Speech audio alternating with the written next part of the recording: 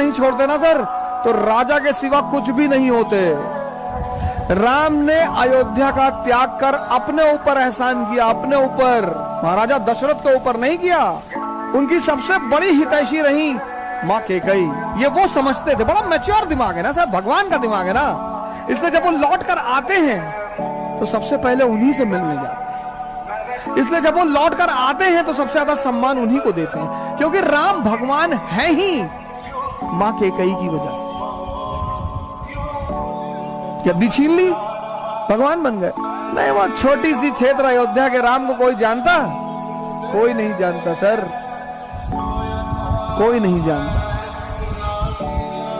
अयोध्या छोड़ोगे, स्ट्रगल करोगे, लंका को जीतोगे, लंका मतलब मैटेरियलिज्म, साधना करोगे तो भगवान तो बन ही जाओगे sir.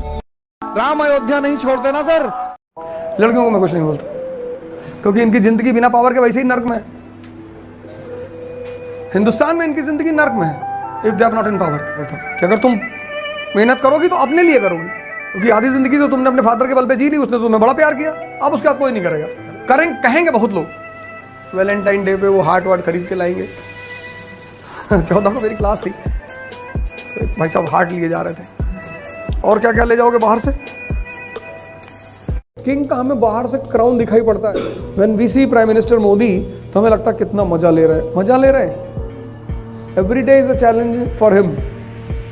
C the present scenario, economic crisis, war is going on with Ukraine, तेल की कीमत बढ़ती जा रही है, वो बेचारे क्या करें।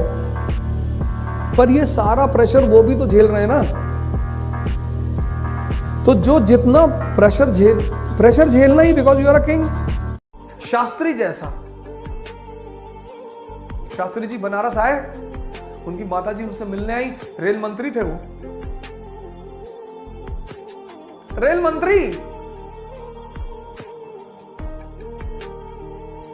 रेलवे के गार्ड का इंटरव्यू देने गए, सिलेक्शन नहीं हुआ। पैसा नहीं होता था कि नाव पर बैठकर नदी पार करके स्कूल चले जाएं। रेल मंत्री, भारत के प्रधानमंत्री बाद में, उनकी मां मिलने आई, कहीं बेटा तुम क्या करते हो? कहीं हम बाबू हैं रेलवे में। उन्होंने बताया नहीं कि मैं रेल मंत्री। उनके अधिकारियों ने पूछा कि सर आपने बताया नहीं कि आप भारत के रेल मंत्री हैं। कहीं मेरी माँ बहुत इनोसेंट है, इसको मैं बता देता, ये जाके लोगों को बताती, वो इसको काम सौंप देते और मैं कर नहीं पाता। जो आदमी साल में 10 दिन 15 घंटे पढ़ता था, वो जब वो चाहेगा कि मैं डेली 10 घंटे पढ़ूं, तब दिक्कत पैदा हो जाएगी, स्ट्रेस पैदा हो जाएगा, एक्यूमुलेशन पैदा हो जाएगा। अब उसके दो रास्ते हैं, एक पॉजिटिव रास्ता है, एक नेगेटिव रास्ता है। इसलिए आज हमारे युवाओं में नशा बहुत बढ़ रहा है, क्योंकि आपने तो 10 घंटा रोज डेली पढ़ा नहीं। अब आप एक दिन आप तैयारी करने आ गए और आपको 10 घंटा पढ़ना है, तो दिमाग क्या करेगा, किसी का 5 दिन, किसी का 10 दिन, किसी का 15 दिन बाद ब्लॉक कर जाएगा। सबसे प्यारा रास्ता, आप भस्त्रिका करें और कपालभाति करें। भस्त्रिका आपके मन को 10 मिनट के अंदर शांत कर देगा, सारा वेंट आउट, सारा स्ट्रेस, सारा फ्रस्ट्रेशन निकाल देगा। बहुत से लोग दुनिया में हैं जो समय काटते हैं। अरे भगवान, समय तुमको काट रहा है हर पल, तुम क्या समय को काटोगे? समय काटते हैं, समय। मैंने बड़े सारे सर की गलतियां तो मैंने भी की हैं सर, मैं इससे इनकार नहीं करूंगा सर। आज मैं इस मंच पे बोलूंगा कि मैंने किया है सर, लेकिन कहते हैं कि वो बहुत ज्यादा समझदार है जो दूसरों की गलतियों से सीख ले। हम इलाहाबाद में थे, हमारे मित्र थे, मैं उन सबका नाम तो नहीं लूंगा, लेकिन एक का लूंगा। वो आजकल इलाहाबाद हाईकोर्ट में लॉयर है, बड़ा अच्छा याराना है हमारा, और वो है माननीय अधिवक्ता हाईकोर्ट ज्ञानेंद्र प्रसाद महंत जी, मेहराबाद में रहते हैं इलाहाबाद में। और हम खेलते थे दहला पकड़, डबल दहला, डबल हाथ सर, रात भर खेलते थे सर। ऐसा लगता था कि कितना समय है हमारे पास, एग्जाम खत्म हो गया, लगता था बस खत्म, दुनिया खत्म, अब एग्जाम खत्म हो गया, दुनिया खत्म। समय को तुम कैसे काटते हो, ये बहुत इंपॉर्टेंट है सर, बहुत इंपॉर्टेंट सर। समय सबको काटना, समय काटना थोड़ी सर, वो तो कट ही रहा है।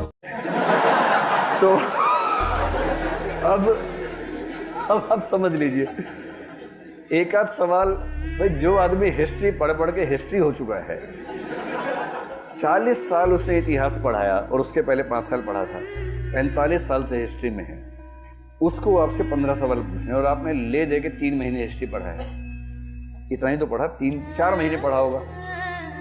3-4 महीने हिस्ट्री पढ़ने वाला क्लेम कर रहा है कि मुझसे कुछ पूछ के दिखाओ, कैसे नहीं होगा। और बोल किससे रहा है जो 45 साल से हिस्ट्री कर रहा है सरफराज भाई। इसलिए एक कथन है, अपनी हैसियत में रहना चाहिए।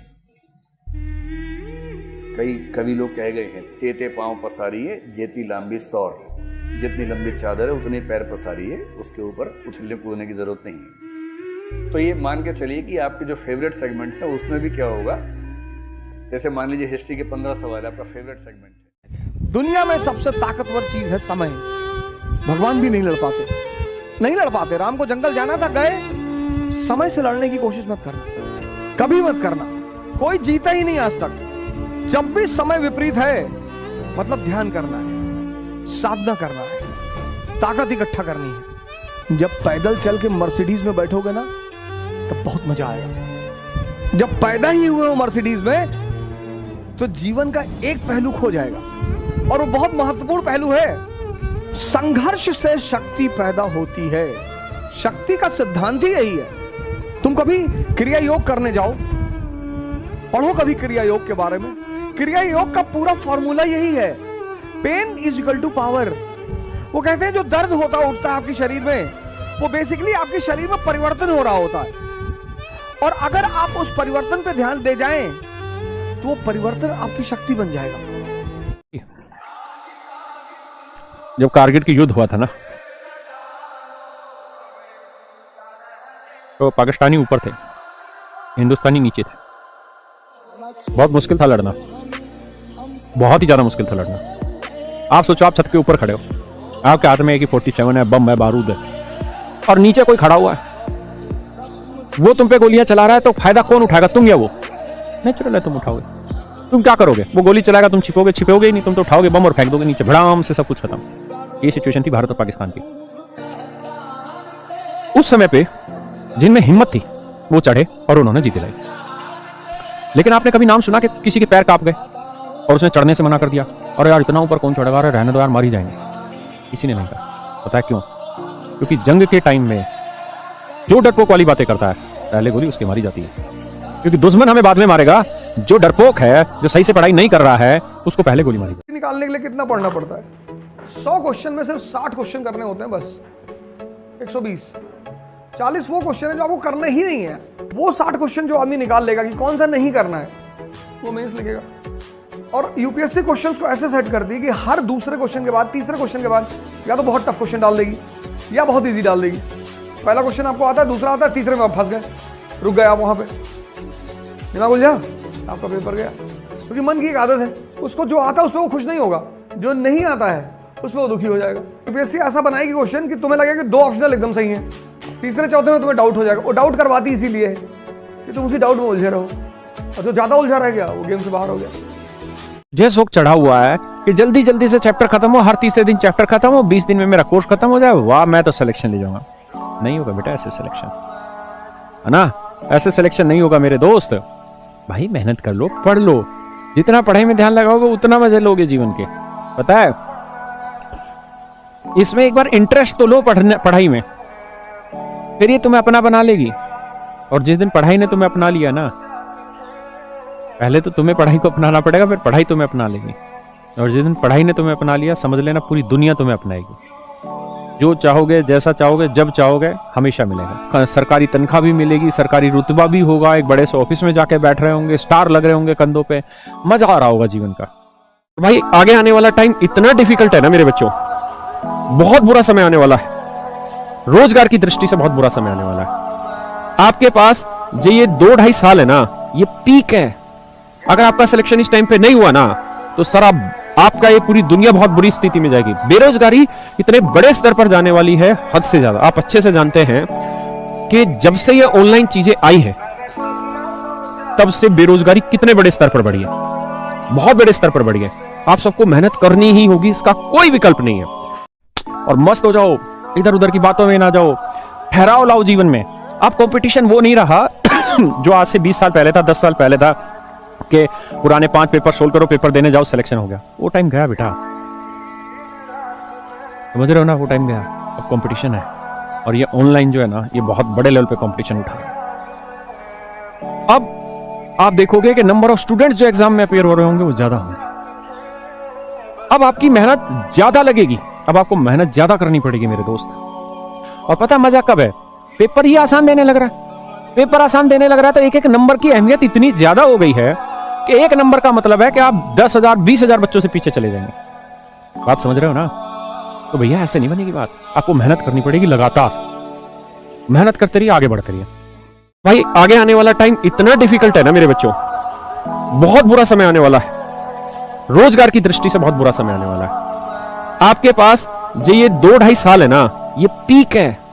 अगर आपका सिलेक्शन इस टाइम पे नहीं हुआ ना तो सर आपका ये पूरी दुनिया बहुत बुरी स्थिति में जाएगी। बेरोजगारी इतने बड़े स्तर पर जाने वाली है, हद से ज्यादा। आप अच्छे से जानते हैं कि जब से ये ऑनलाइन चीजें आई है तब से बेरोजगारी कितने बड़े स्तर पर बढ़ी है, बहुत बड़े स्तर पर बढ़ी है। आप सबको मेहनत करनी ही होगी, इसका कोई विकल्प नहीं है। मेरे बच्चों, हर एक की लाइफ में 2, 3, 4, 5 साल स्ट्रगल के आते हैं। आपको भी ये स्ट्रगल झेलना है। इस स्ट्रगल के दलदल समझ लो, कीचड़ समझ लो या रास्ता समझ लो, इसका आनंद लेते रहो, आगे बढ़ते रहो। दिक्कतें आएंगी, मैं भी स्टूडेंट रहा हूं, मुझे भी पता है, आप भी स्टूडेंट है, आपको अच्छे से जानकारी है। इस समय घर वालों का भी प्रेशर है, समाज का भी प्रेशर। डरिए मत, आगे बढ़िए, आगे बढ़िए। बढ़ने से ही समाधान का हल, मतलब हल निकलेगा। खड़े रहने से समस्या और बढ़ेगी, हल नहीं होगी। थोड़े थोड़े कदम चलिए, धीरे धीरे कदम चलिए, धीरे धीरे प्रॉब्लम सोल्व होगी। मेरी बात मानिए, मेरी बात आप समझ पाए। लड़ते रहिए, भिड़ते रहिए, स्ट्रगल करते रहिए, पढ़ाई रोज करते रहिए। आप ये मत सोचिए कि आपके साथ ऐसा हो रहा है, आपके साथ नहीं, 100% स्टूडेंट के साथ ऐसा होता है कि वो इस टाइम में, इस पीरियड स्ट्रगलिंग टाइम में बहुत सारे लोग अपने आप को खो बैठते हैं। इमेजिन करो तुम्हारे पास एक बैंक अकाउंट है जिसमें हर दिन 86,400 रुपीज़ क्रेडिट होते हैं। शर्त एक ही है कि वो पूरा अमाउंट आपको एक दिन में यूज़ करना है। अगर आपने यूज़ नहीं किया तो balance next day carry forward नहीं होगा and you will lose that amount, you will lose the balance amount. तो आप क्या करोगे? आपकी कोशिश होगी कि आप पूरे दिन भर में उसका एक एक पैसा यूज़ कर लो, राइट? वेस्ट ना होने दो। ये बैंक अकाउंट हम सबके पास है and it is the account of time. Every day you are credited with 86,400 seconds और वो पूरे 86,400 seconds आपको वो 24 hours में यूज करने, वो एक दिन में यूज करने हैं। अगर यूज नहीं करोगे, वेस्ट कर दोगे तो वापस रिटर्न होकर तुम्हारे पास नहीं आएंगे and they will be lost for ever. तो जब भी टाइम वेस्ट करने लगो, ये चीज ध्यान में रखो कि ये टाइम दोबारा लौट कर नहीं आएगा। इसलिए कहते हैं ना, waste your time, you should never, for time once gone is gone forever. कभी भी आपस के झगड़े में किसी तीसरी पार्टी को मत आने देना, वरना तुम चले जाओगे। ये सीख है। मैं हमेशा ये कहता हूं कि शिक्षा का उद्देश्य है दिमाग को जिंदा करना। शिक्षा का उद्देश्य नौकर बनना नहीं है सर। और जिंदा दिमाग कहीं भी होगा, कलाम होगा, बाबा रामदेव होगा, ये सब जिंदा दिमाग है सर।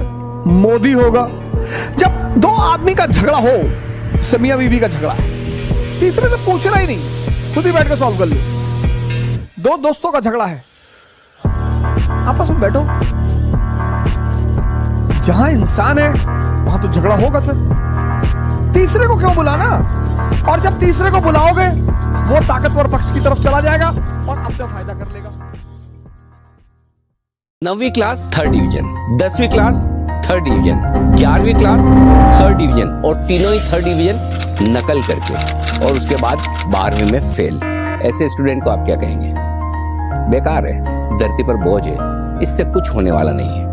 लेकिन अगर एक 12वीं फेल स्टूडेंट जिंदगी में आपको एक बेहतरीन पुलिस ऑफिसर बनकर दिखा दे और हिंदुस्तान के सबसे बड़े एग्जाम्स पास करे, डॉक्टरेट की डिग्री ले, तो फिर क्या कहेंगे? अरे ये कमाल कैसे हो गया?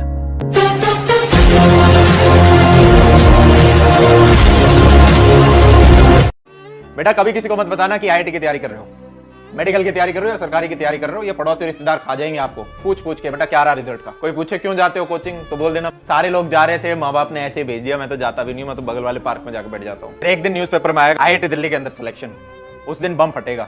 वो लोग भागते हुए घर पे आएंगे, आपके पूछेंगे बेटा आप तो पढ़ ही नहीं रहे थे यार, पढ़ ही नहीं रहा था तू, कैसे रिजल्ट आ गया? तो बोल देना लास्ट के 1 महीने में थोड़ी बहुत चीजें देख ली थी, ABCD 2 एलिमिनेट करे, 2 में तुक्का मारा, हो गया। अरे बड़ा सिंपल है यार, आपका भी हो जाएगा।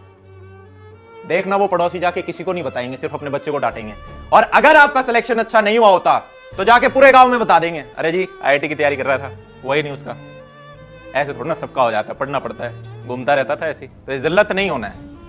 अपने प्लान्स और अपने गोल्स के बारे में सिर्फ अपने माँ बाप को बताओ और उन 4 दीवारों के बीच में रखो, इसके अलावा किसी को बताने की जरूरत नहीं। औरों का जजमेंट का प्रेशर नहीं ले सकते इस पेपर में। जब तुम अकेले हो तो अपने विचारों पे कंट्रोल करें। जब तुम दोस्तों के साथ हो तो अपनी जबान पे कंट्रोल करें। जब तुम गुस्से में हो तो अपने स्वभाव पे कंट्रोल करें। जब तुम किसी ग्रुप में हो तो अपने बिहेवियर पे कंट्रोल करें। When you are in trouble, mind your emotion। जब भगवान तुम्हें आशीर्वाद देना शुरू कर देना तो अपने ईगो पे कंट्रोल करें। ये 6 इंपॉर्टेंट गाइडलाइंस